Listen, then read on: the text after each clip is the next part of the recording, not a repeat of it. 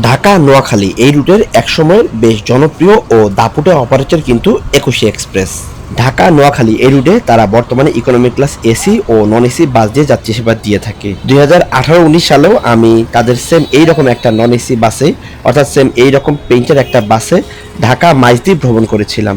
কিন্তু এইবার নোয়াখালী যাওয়ার পরে আমি অনেকটাই হতাশাগ্রস্ত হয়েছি, কেননা ২১-এ বেশ দাপুটে অপারেটর থাকা সত্ত্বেও বর্তমানে তাদের যে নন এসি বা এসি যেই বাসগুলোই দেখি না কেন, বাসগুলোর অবস্থা বেশ ভালোই জরাজীর্ণ।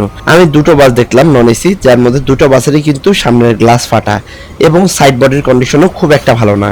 এছাড়াও তাদের যে ইকোনমি ক্লাস এসি বাসটা ছিল, সেই বাসটা প্রায় ১৫ থেকে ২০ মিনিটের মতো নোয়াখালীর চৌরাস্তায়, বেগমগঞ্জ চৌরাস্তায় দাঁড়িয়েছিল। অর্থাৎ এই বাসটার সাইড বডির কন্ডিশনও খুব একটা ভালো না, বিভিন্ন জায়গায় রং চং উঠে গেছে। যদিও এই বাসটা জাপানি হিনো একে 1J সিরিজের, একটু ভালো মতো লক্ষ্য করলেই দেখবেন বাসের সাইড গ্লাসগুলো ভাঙা, বাসের পেইন্ট স্ক্রিনের অবস্থা ভালো না, এবং সামনে থেকে এই বাসটাকে লক্ষ্য করলেও দেখা যায় যে বাসের কি কন্ডিশন। হয়তোবা বিজনেসের কন্ডিশন খারাপ থাকার কারণে বাসেরও অবস্থা এই, কেননা নোয়াখালীতে এখন প্রচুর পরিমাণে অপারেটর রয়েছে।